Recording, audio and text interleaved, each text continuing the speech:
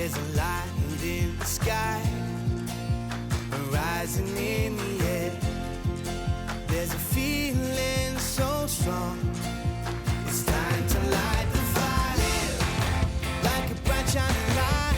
Learn, getting more out of life. Learn, sharing time with friends, feeling so strong.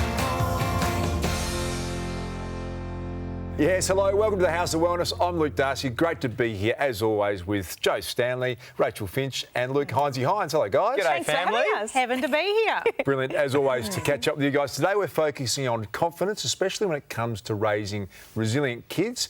We all know the value, Joe, of unconditional love, along with praising their achievements and positive self-talk. Yeah, absolutely. For me, with my daughter Willow, she's 10 and we're very close, and I put that down to the fact that I've always made her know, not just through my words, but through my actions, that she is totally and utterly accepted in all of her good and her bad and her average days. Doesn't matter, I'm present, I hear her, I inquire about what she's doing, and I think I listen to what she has to say. In doing that, there's that understanding that it's okay to fail and that, you know, nothing will ever be perfect, and that's what life is about. And this is what we try to instill in Violet every single day. But it's interesting we're talking about this because Violet had her first ever athletics carnival this week. She was so excited leading up to it. It got time to her race and she started to cry. I don't want to do it. This is not for me. We convinced her to run the race, but she was skipping and holding her teacher's hand, which was so cute. But it made me think, you know, this confidence thing is massive. Yeah, big time. Struggling with a 16 to 14-year-old at the moment. It's another story for another time. I reckon a big one, though, is communication, and being a confident communicator helps all through life, and lots of us, even adults, can struggle with that at times. You're so right, Darcy. And I was actually really shocked to learn that more than 1.2 million Australians have some form of communication disability that impacts on their daily life. It really is an invisible problem. So in an effort to give it some attention, we are doing our bit for Speech Pathology Week, which kicks off today. All right, in you come, Jacko. Do you think we'll start off today with some books or with a game? As a self-confessed talker, it's no surprise Kate Bridgman ended up a speech pathologist. Now let's come and have a look here. We work with people right across the lifespan. So that's starting with the little babies that might have difficulty with feeding or have been born premature. Then looking at toddlers that might be late to talk. They might have been identified as having hearing difficulties. Children that might be looking like they've got some autism or some learning difficulties. Then we also work in adults, people that may have had some type of stroke. So we work right with the little babies right through to the other end. With 20% of 4-year-olds encountering a speech, language or communication difficulty, the focus is on early intervention. So the speech pathologist might need to do an assessment and work out what the child can and can't say, what they can and can't do, and then really training and working with the parents. I mean, like, put the scary ones together. Oh, is he a scary one or a good one? Yes. Kate's work became personal when her son Jack developed a problem with his speech at 2. Ironically, I actually went away to the Speech Pathology Australia conference and I came back 4 days later and Jack was stuttering, and it was like a bolt of lightning. That's what I did my PhD in. And I know that it can't be caused from his environment. I know that stuttering has nothing to do with the parenting or my husband looking after him for that weekend. Often kids who stutter can recover naturally without any intervention. So Kate waited for 12 months, hoping he'd grow out of it. Does this piece go with Optimus Prime? And then one day he just did a really bad stutter and I thought, no, this is it. We have to do it now. And we literally got the game started, the treatment and the activity. So I became a mother that had to treat their child with stuttering, and that was really tricky. So let's put them all down and then we'll take it in turns. Are we doing mix-ups or will we choose the same ones? So mix up. Kate treated Jack with an intensive program, 15 minutes every day over 4 months. Jack's good. So he's in kinder this year and he's also starting to get ready for going to school. A baker, fireman, dancer. Oh, so smooth, I think so. Most of the time his speech is very fluent. We have had to come in a couple of times because we know stuttering is relapse prone. Let's have a look. I can see some pants. Kate had the rare experience of having to use her skills to treat her own child, something she never dreamed of. Yeah, but he hasn't got real eyes. He's a chatter, he's a cheeky 5-year-old, and hopefully will head off to school and won't sound any different to the other kids, which I guess for a parent, that's what I wanted, was just for him to be right for school. Oh, you know, I relate to that so much. My beautiful Willow was in speech therapy for a very long time from a toddler up, and it does require so much work. Kate was so lucky that she had the skills there to help her child, but really hard, I think, too. I really get how difficult that would be. Absolutely. As a mum, as Kate said, you don't wish it upon anyone, and I think kids respond differently to an outside person teaching them something versus the parent as well, so it's difficult. Yeah, after the break, Kate will be joining us along with a singing superstar who turned his stutter into a chart-topping musical bit of gold.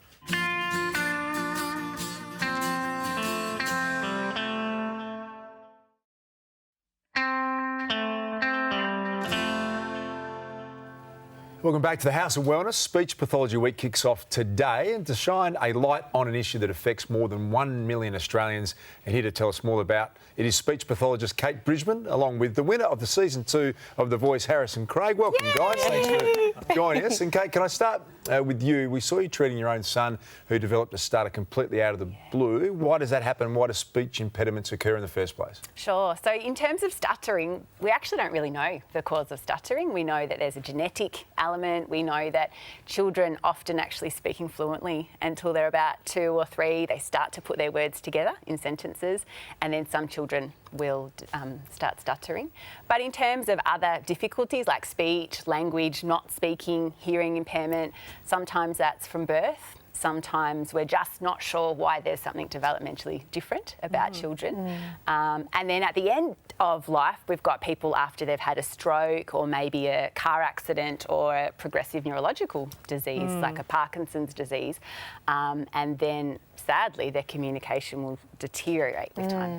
So what are some of the most common types of impediments do we see? Yeah, sure. And is there a difference between speech and voice? Sure. So voice is actually the sound that's coming through the vocal folds. A speech pathologist would say speech is the sounds that we make. So we use our lips and our tongue and our teeth.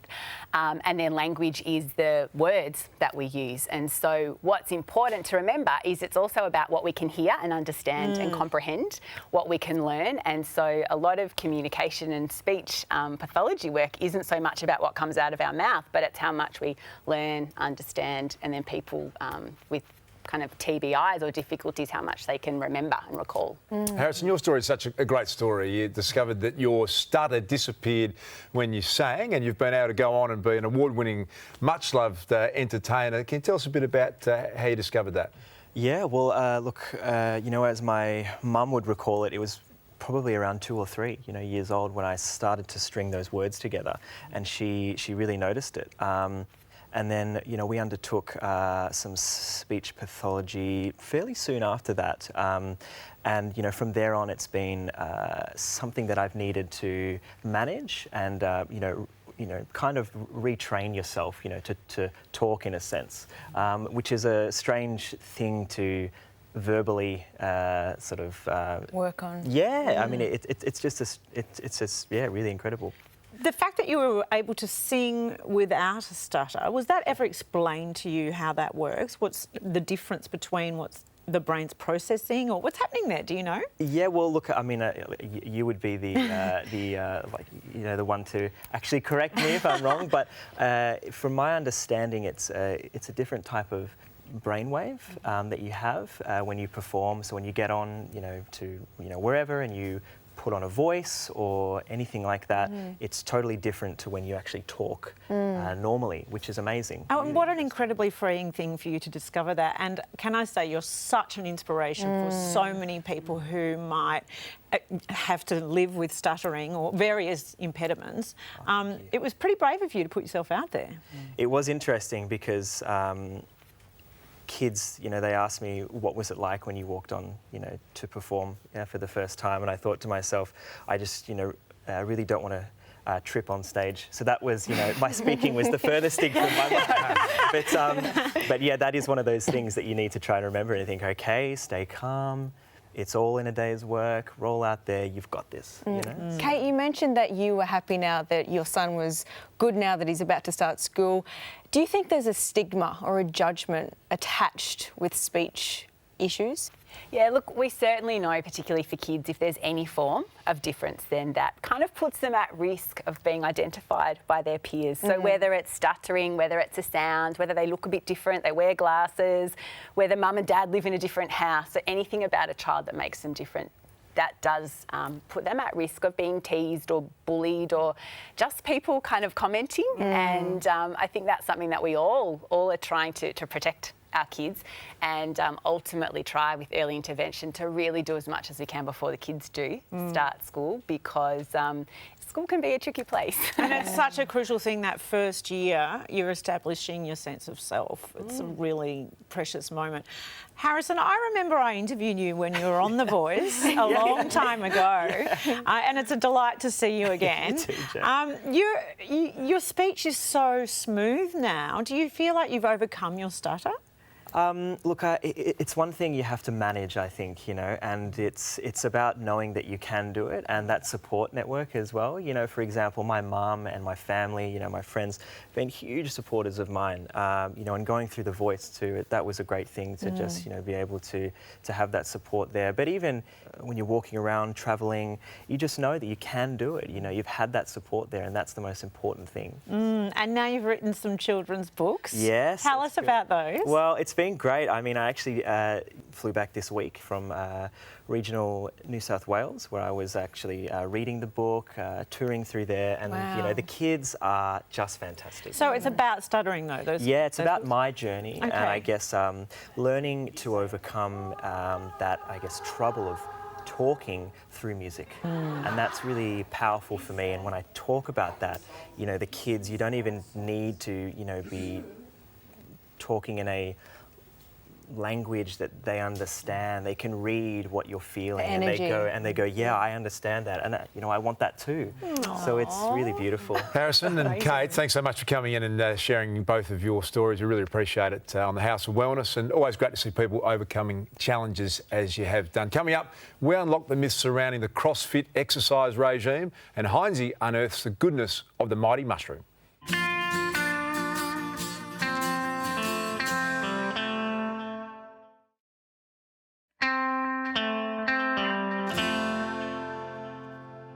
You're watching the House of Wellness. Now, guys, let me ask this question. If you could choose your favourite ingredient to cook with, what would it be? Starting with you, Jo. Oh, butter. Everything. On everything, everything. Yeah. Makes everything better. It is good. It is like picking a favourite child, though. It's really difficult. I'd have to say sweet potato. Very versatile. okay. I have it for breakfast, lunch, dinner, and desserts. They make it. I can make a mean sweet potato brownie. Amazing. Yum. I love Great with butter. Yeah. I'll have to add that one in. Today is actually all about mushrooms, though. I absolutely love them. They're nutritional powerhouse and a wonder of nature, and I tell you what, they taste unbelievable. This week, I met a mushroom maestro who's bringing these fantastic fungi out of the dark and onto the fine dining plates everywhere.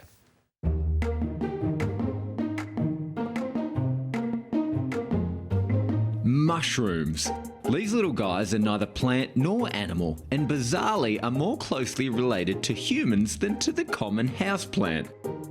How good is this, mate? It's a little bit spooky with all this fog. What's going on? It is. So we're at a 90% humidity-controlled shipping container. Yeah. Where we've got multiple species of mushrooms growing day and night.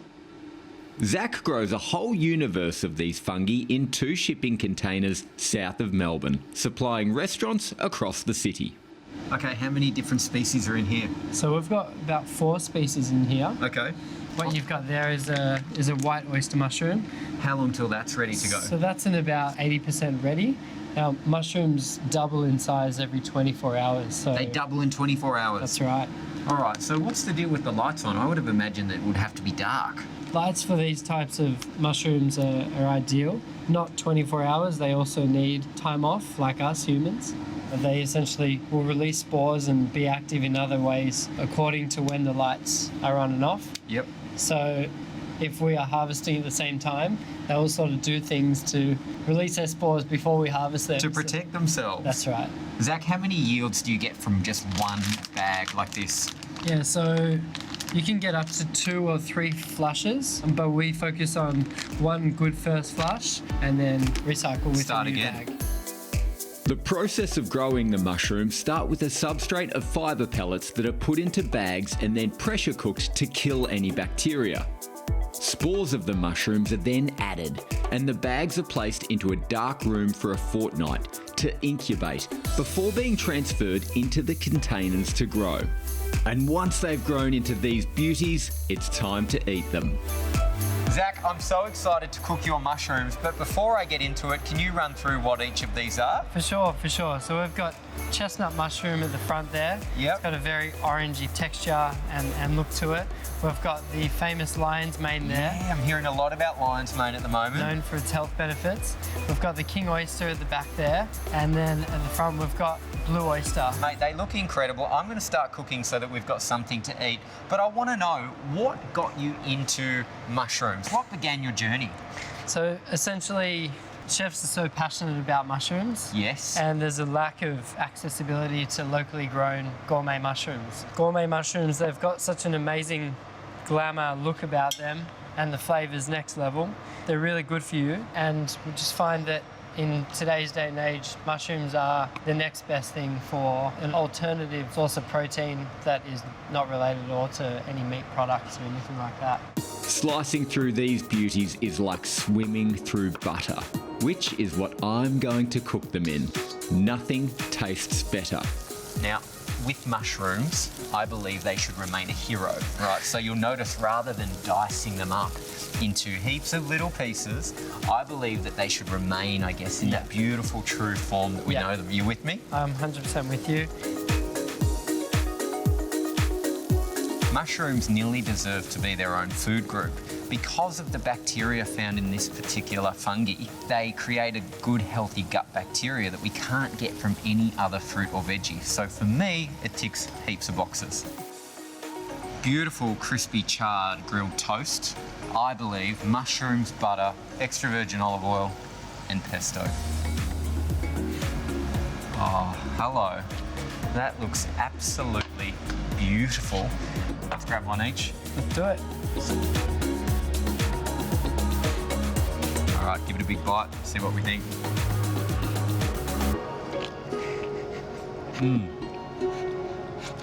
Zach, I don't know if it's my cooking or your mushrooms, but whatever it is so good. It's umami. Oh, isn't it? Yes, nice work, Hines. We're Thanks, all salivating mate. here on the couch. My mum's mushrooms on toast, probably the favourite meal. Makes me feel like home. I love mushies. They're so good for you. They're packed with vitamins, minerals, antioxidants. But you know the lion's mane that I was cooking with? Yeah. That's the one that kind of looks like a brain. It's known for, you know, helping cognitive function, but they sell for up to $85 a kilo. What? It's out of this world. Yeah, totally, Rach. Heinzie, I heard that there are some mushrooms that actually glow in the dark. What mushrooms are you eating? Hang on, can I just clarify? Imagine that, sitting down to a bowl of glowing mushies. No, you're exactly right. They're so clever that they glow in the dark to attract the bugs to help colonise. Now, speaking of mushies, they're so incredible. They found these mushrooms in Portland, Oregon, the size of up to 2,000 mcgs. What? Yep. What? That's how long they were, and they're thousands of years old. I think I have found a mushroom that old in my fridge. I don't think it tasted as good as they would. Oh, they're incredible. I love them. Yeah. I'll cook them for you one day, guys. Lots of butter. Yes. Well, speaking of fungi, our own fun guy is Gerald by the Health Bar. There he is. It's House of Wellness and House of Comedy, Darcy. Very good, yes. And there's not mushroom over here. Taking the dad joke I'll to a give whole you that new one. That's hilarious. I want to sing the praises today of hemp seeds, and particularly the oil that comes out of the seeds. But there are a lot of mixed interpretations with hemp, because I think a lot of people associate hemp with cannabis. It's not the same thing, is it? No, it's not. Cannabis sativa is the species of the plant, but there's lots of different varieties. So we're talking here about hemp, which has been around for thousands of years, but the oil component of that is absolutely loaded with nutrients that are so important for our skin, our brain, our joints. So what's it doing doing for us exactly? Why is the oil so good? Essential fatty acids, Rach, and essential means we need them all the time to function. So for dryness, for dry mouth, dry skin, dry eyes, for dry joints, which is really on the way to arthritis, sources of essential fatty acids are important. The beauty of this is for those people who don't like seafood, this is an alternate source of the essential fatty acids, omega-3, omega-6, omega-9, all there to enjoy. So would those people with allergens specifically benefit from hemp oil? Yes. Yeah. Yes, they can, because they don't have to worry about what might go wrong. From a supplement perspective, it comes usually in an oil-filled capsule, cold-pressed oil, and usually it's just a one twice a day, one a day dose, and that gives you all the essential fatty acids. Thank you, Gerald. Always a guru when it comes to giving us the good oil. And the A to Z of vitamins is brought to you by Go Healthy, New Zealand's #1 premium supplement brand, now available in Australia.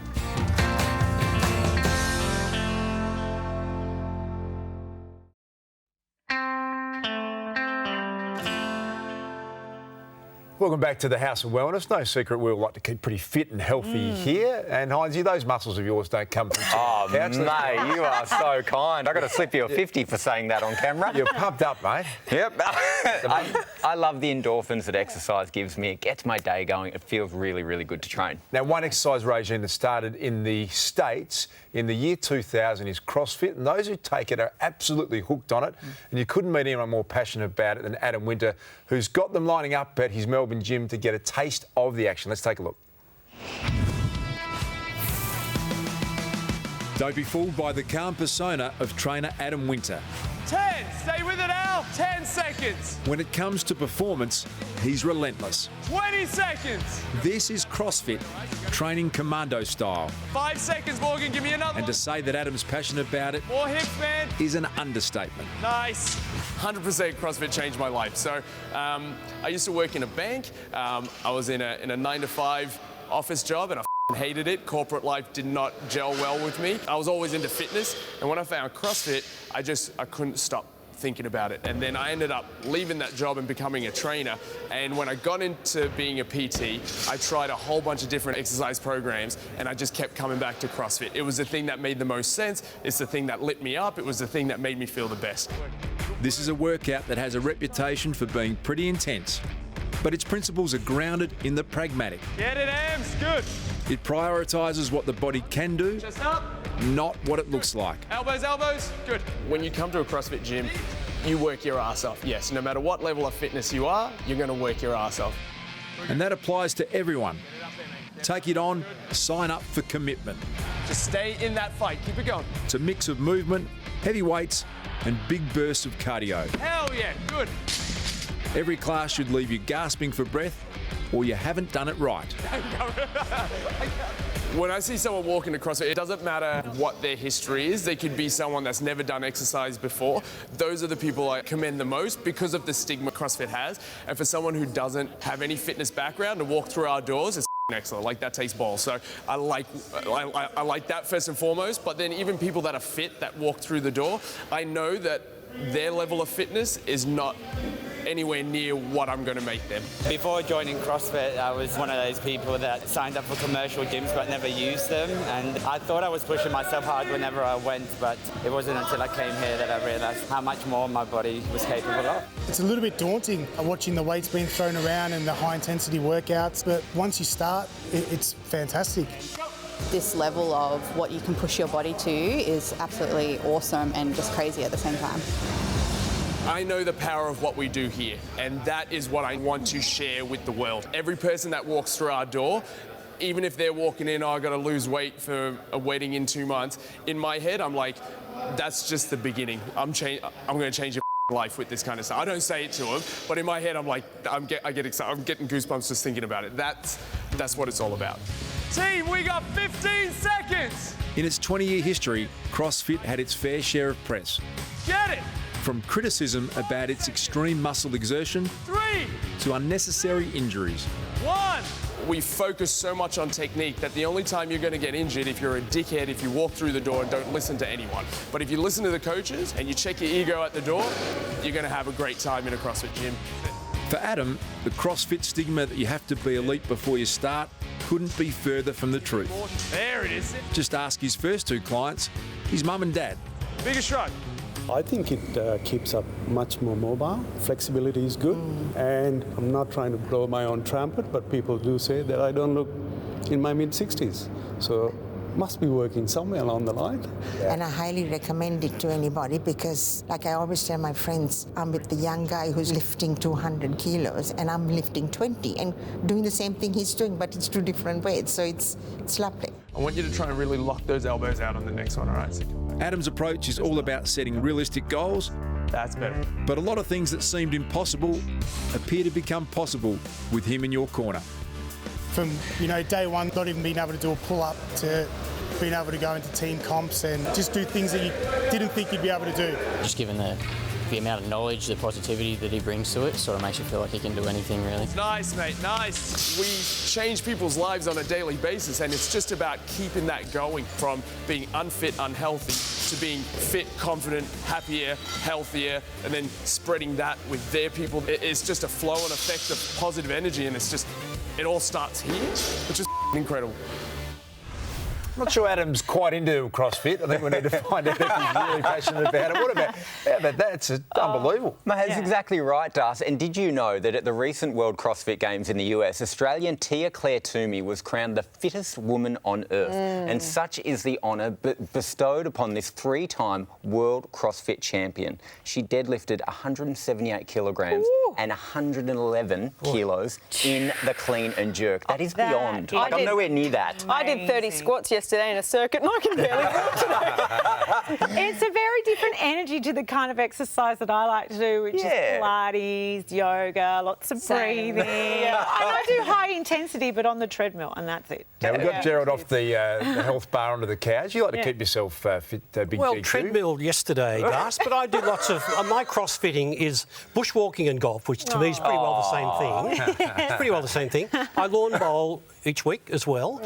And wine tasting. I think that's a good workout for the elbow. Lots of energy required for wine tasting. I do have to ask you though, Gerald, because keeping energy levels up is a problem I think everybody faces because we're all so busy. We work, we're parenting, we try to exercise.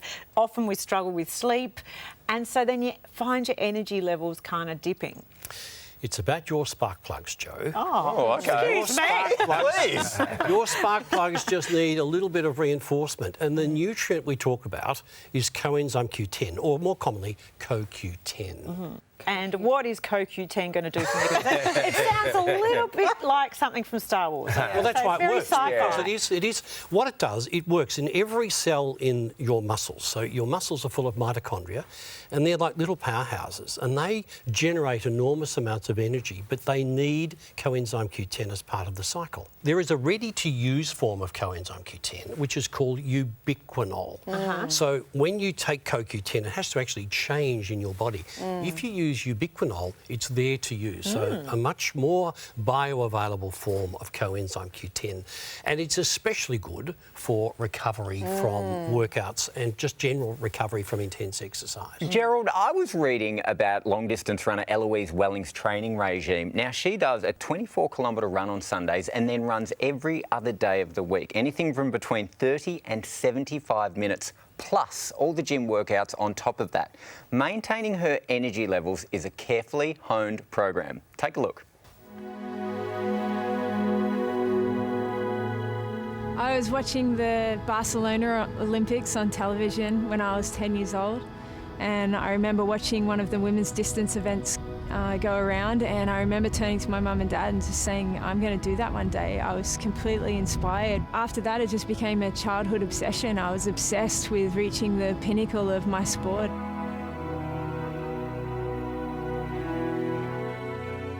When the going gets tough, I feel like I just tell myself that I'm on this journey of a relentless pursuit just to see how good I can be. There are days throughout my training where my energy levels feel low, but I feel like the key component to that is diet and supplementing my diet. And one of the key things that I use is ubiquinol. And, you know, ubiquinol works on a cellular level to help me derive the most from my foods. You know, we've all got to have a goal and a vision of what we want to achieve. but to actually come back to the process of achieving that goal is so crucial, because if you just focus on the outcome, there's a whole lot of pressure and anxiety that come with that. When I'm in a race and I start to feel the pain, one of the most important things is to expect that I'm going to feel pain. It's really important to start thinking about, what is my body doing in this moment? How can I straighten up and run taller, and how can I relax my breathing a bit more? And that, in some of the best races that I've won, has honestly gotten me to the finish line.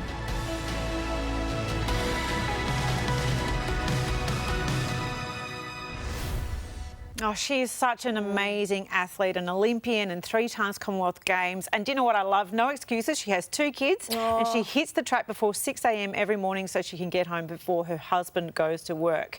No excuses there. Wonder if there's brekkie on the table as well. I doubt it. I gotta say. Amazing. Now, we're not all elite athletes like Eloise, of course. What else can we do to help that decline of CoQ10? All those things we talk about so often here, Rach. So adequate rest, adequate sleep, good food choices, good fish protein, green leafy vegetables, and all those things have their own antioxidant capacity. The big issue, and an organ we haven't mentioned, is our heart. That's where most of the CoQ10, or the ready-to-use form, ubiquinol, is stored, Joe. And the difficulty is there's not a lot of coenzyme Q10 content in food.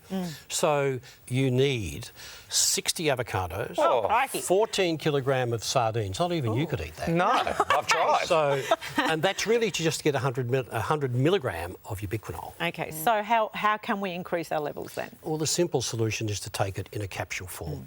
And 100 milligram, 150 milligram per day gives you that ready-to-use coenzyme Q10 to really get in there, help those pathways function effectively. I want some. Thanks, Gerald. Well played, as always. From boosting our energy levels to raising self-esteem. Up next, the campaign that's helping young girls have better body confidence.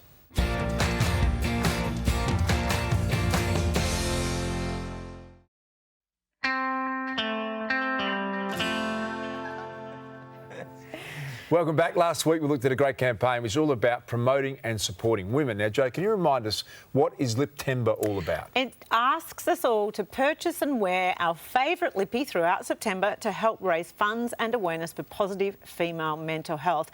And one aim is to get girls on the right track from a very young age, particularly in the incredibly important area of positive body image rates. So important. And it's incredible that girls can develop such an unhealthy relationship and attitude to their weight, their body, their diet, even before they start school, Jo. It's terrible. Oh, it is terrible, but it's partly because they are bombarded with images from YouTube and video clips and all, like even from the age of being toddlers. And so I think it's our role to be great role models for them. And as part of Liptember, there's a great foundation who is doing exactly that, to teach girls to love who they are right from the get-go.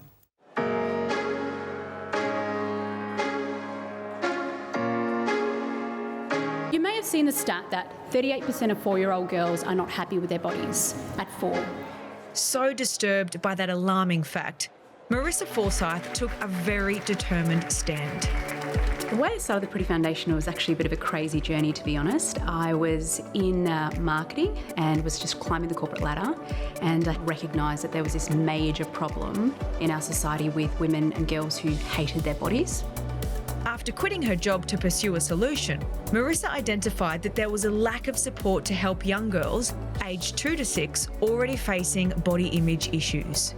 Pretty Foundation seeks to build body confidence at a really young age. So as they grow up, they can navigate through life and actually have the skills and tools to be able to decipher actually, you know, where their value lies, and that it's on the inside, it's their skills and abilities and character that's far more important than, you know, what they look like. With funds raised by the campaign Liptember, the Pretty Foundation has developed programs to help spread this message of positivity from an early age. Liptember have been absolutely amazing for us. They have funded all our programs from our Pretty Inspirational Awards that we tie into International Women's Day. Giving out these awards for things like their character and their skills and abilities, girls are going to start to realise that their value isn't in what they look like, but rather actually who they are. And also our Pretty Flipped campaign, which is flipping the way we value girls from the inside, not out. I told my classmates about my autism and psoriasis, so they know about it, and they will tell people to stop bullying me.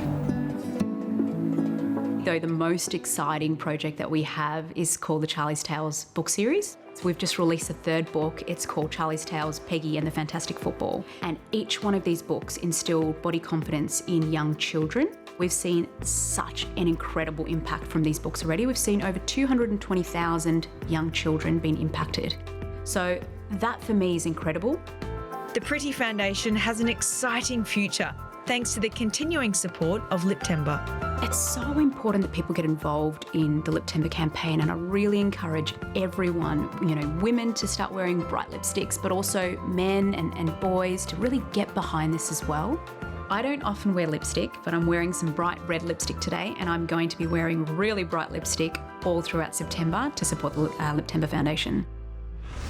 Yeah, it's such a powerful message, and the Charlie's Tales book series is such a brilliant way to encourage girls to have a positive body image from a young age, crucial to help them develop into positive, confident adults. Jo, I know you're incredibly passionate about this after writing Play Like a Girl, the series of books. Yes, yeah, I was lucky enough to write a series of books called Play Like a Girl, which is about an under-11 girls footy team, and exactly what the Pretty Foundation is about. None of the girls in my books are described by their appearance. They're always described by strength and kindness and courage and teamwork and leadership and things that are really important that everybody can have no matter how we look. Have you got a few spare copies? I will send you the whole series. I want to read them to Violet. And it's for girls who like being rough and playing sport and getting dirty and being tough, and it's not princesses and fairies and unicorns all the time. We're in a really interesting space where an alarming number of young boys are also becoming very self-conscious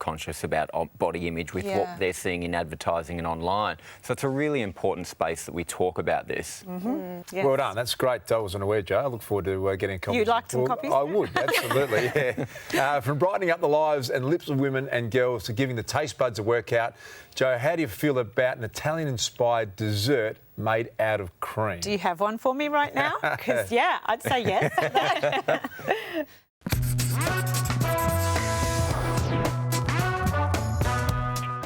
Panna cotta translates to set milk or cream, but it's definitely one of those desserts that even I get anxious that it's not going to set. That's why this recipe is a foolproof panna cotta. It's my frozen panna cotta with caramelised fruit and a beautiful acai crumble. I'm going to start with the panna cotta. So what I've already got in my pan is my milk. And I'm using something called agar-agar. Now, agar-agar, it's made from seaweed. It's fantastic if you're vegan or vegetarian. If you're using agar-agar instead of gelatin, just read the packet. So just pop that straight into your pan. I've got a little bit of vanilla essence. Oh, smells amazing. Whisk all the ingredients together and then pop it on the cooktop. I've let this cool and I'm going to add the remaining ingredients. I've got my Greek yogurt, which has got that lovely sour nature, beautiful probiotics in there, so really good for gut health. Marine collagen is perfect. It's so lovely for your skin. So add a little bit of that into my mixture. And then just a little bit of the gorgeous caramelised taste of maple syrup. And then you simply spoon into your moulds and pop it in the freezer for 2 hours. Now, the acai is just such a beautiful, potent and healthy ingredient. It's such a simple way to add more nutrition into a dish that's obviously delicious. Next, I'm going to caramelise my fruit. I've got strawberries and pineapple and a little bit of maple syrup. And squeeze it out. Oh, I can see it coming off. Ta-da! The berries look incredible and I just love the contrast of colour. Do you know what? Panna cotta doesn't need to scare you and it can definitely add more nutrition into your day.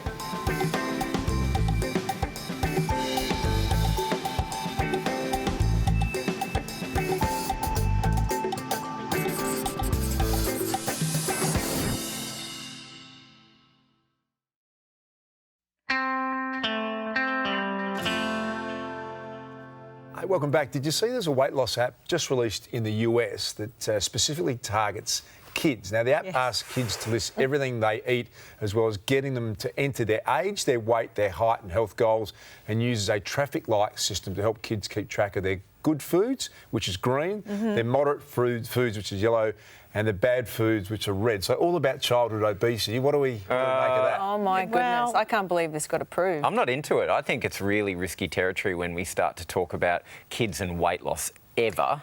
And also self-regulating this system, it's going to be tough. How's a kid going to know what's good, what's not good? And associating foods, good with red, moderate, bad, you know, all these associations with colours, it's just leading to that obsessive behaviour with food from, what, an 8-year-old? It's a tricky one, though, isn't it, Jo? Alarming. Well, it's alarming because we know that children, obesity is a problem and parents are looking for assistance. They're really struggling to know how to assist their children to learn this. But I don't think if you're giving them just a number, which is effectively what the colour system is, it's just putting everything into numbers. You're not teaching them actually about nutrition. They're doing it themselves. No, I know that is very alarming, and it can lead to obsession over weight and size, and, you know, you don't want that ever to be taught to your children, but also you want them to understand that food is there to make your body feel good.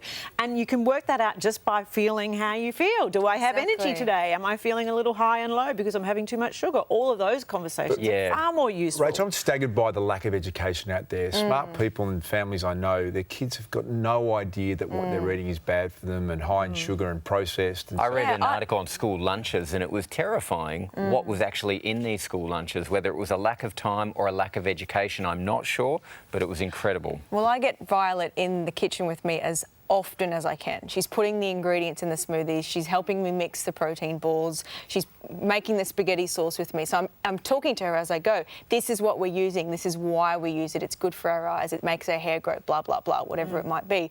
And as you said, Darcy, trying to educate them and put it in their language in a way that they can understand. And that's why I don't understand this app, is because it's not the 8-year-old or the 7-year-old making the food, it's the parent making the food. So it really should be an app for the parents. Good point you make. I think we all agree childhood obesity is going to be a big issue. Currently is, and we're not convinced necessarily that app is the way to go. So big discussion. We have to come back to that. That's it for this week. You can find out more information on anything on today's show on our website, houseofwellness.com.au. Don't forget to tune into our radio show every Sunday. And as always, thanks to our very good friends at Chemist Warehouse. See you next time. I'd be like, red. It's just, you don't want to talk about sharing time.